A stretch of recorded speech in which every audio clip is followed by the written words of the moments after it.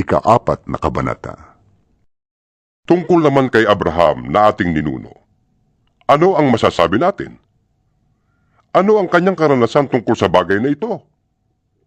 Kung pinawalang sala siya ng Diyos dahil sa mga nagawa niya, may maipagmamalaki sana siya. Ngunit wala siyang maipagmalaki sa paningin ng Diyos. Ano ang sinasabi ng kasulatan?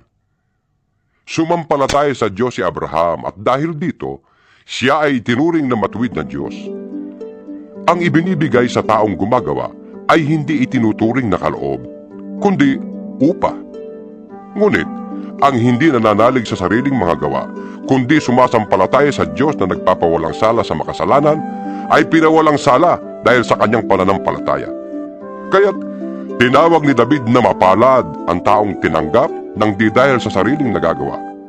Sinabi niya, Mapapalad ang mga taong pinatawad na sa kanilang pagsuway at napawi na ang mga kasalanan. Mapalad ang taong hindi na pagbabayari ng Panginoon sa kanyang mga kasalanan. ang pagpapala kayang ito'y para sa mga tuli lamang? Hindi. Ito'y para sa mga di tuli din.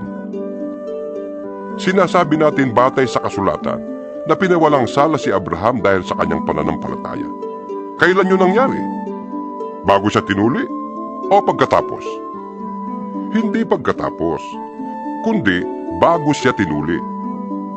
Tinuli siya bilang tanda na pinawalang sala na siya dahil sa pananampalatayang taglay na niya noong hindi pa siya tuli.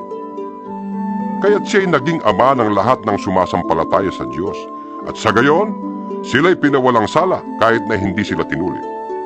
At siya'y ama rin ng mga tuli.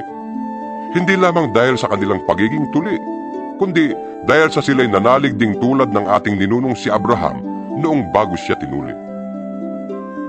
Ipinangako ng Diyos kay Abraham at sa kanyang lipi na mamanahin nila ang daigdig na ito, hindi dahil sa pagsunod niya sa kautusan, kundi dahil sa siya'y itinuring na matuwid sa pamamagitan ng kanyang pananampalataya sa Diyos. Kung ang mga sumusunod sa kautusan ang siyang tatanggap ng ipinangako, walang saysayang pananampalataya at walang kabuluhan ng pangako. Ang kautusan ay may kalakip na parusa para sa mga lumalabag. Ngunit, kung walang kautusan, wala rin paglabag.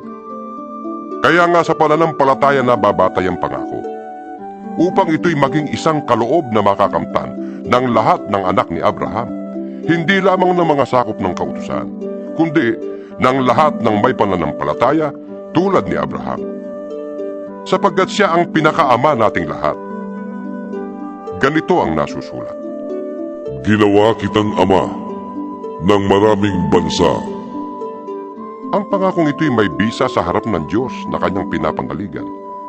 Ang Diyos na bumubuhay sa mga patay at lumilikha sa lahat ng bagay. Kahit na wala ng pag-asang magkaanak, nanalig pa rin si Abraham na siya'y magiging ama ng maraming bansa. Ayon sa sinabi sa kanya, Magiging kasindami ng mga bituin ang iyong lipi. Hindi nang hina ang kanyang pananalig kahit uugod-ugod na siya. Palibhas ay 100 taon na siya noon at ang kanya namang asawang si Sarah ay baog. Hindi siya nag-alinlangan sa pangako ng Diyos. Sa halip, lalo siyang tumibay sa kanyang pananampalataya at nagpuri pa sa Diyos.